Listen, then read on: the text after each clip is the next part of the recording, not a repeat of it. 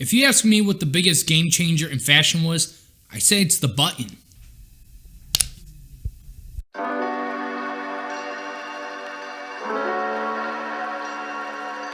Now, you're probably thinking, well, duh, it's like saying cloth changed fashion instead of leaves, no dip. I used to think that too. But what if I told you that buttons with buttonholes did not come into European fashion until the 13th century AD?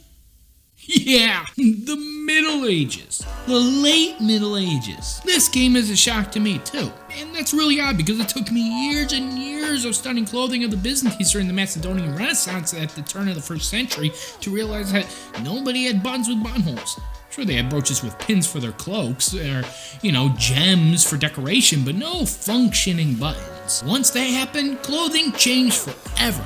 Outfits got slimmer and slimmer because the possibilities were now pretty much endless. If you had these in the Middle Ages, you had clout. Gucci gang. The Puritans, like everything else, they thought it was sinful.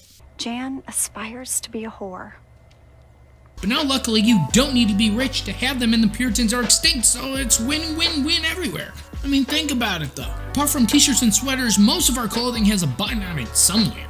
But it's not just having a button that matters, it's having a good button. We take it for granted until it's gone, or we find ourselves with a crappy one that cracks. Ugh. They're functional art. Literally, it's jewelry that actually has a purpose. They actually started off as jewelry, and then the function came later. Art first, function later. It's usually the other way around. A beautiful button is a beautiful thing. It can be like a tagliatore button with these nice designs. I mean, look at that. That's cool. I like these. It can be silver, gold, bronze, like what makes a blazer. A blazer? Kind of old school, nautical vibes. Yo-ho, yo-ho! Or it can be made of mother of pearl. Mother of pearl! Like this shirt here. See? Nice contrast. Isn't that nice? Or like this. Horn, which is my absolute favorite. Matte finish like the British like it. Very professional looking. Or polished. Or carrozzo.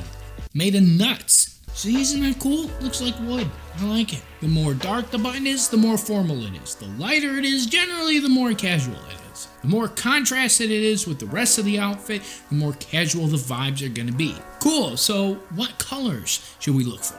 Well, it can be anything really. The possibilities are endless. It's up to you. Just keep in mind that the more distinct the color is, the less versatile the outfit is going to be. Unless you want to replace all your buttons, it's on there. A lot of times it's cool to, match your buttons to your shoe color or get at least pretty close to it, especially with a suit. So if you have these bright teal buttons on an outfit, it'll be hard to fix that into the flow of many outfits. Less versatility, unless you wear teal all the time.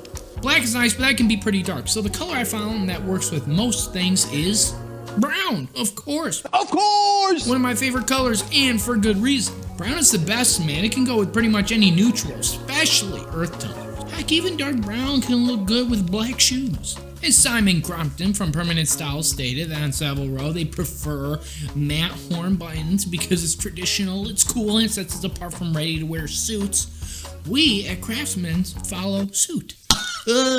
Horn matte malted brown buffalo buttons from Europe. Ooh, mamma mia. Button. Who's got the button? Horn is my favorite because the modeling makes each button unique. Like a snowflake.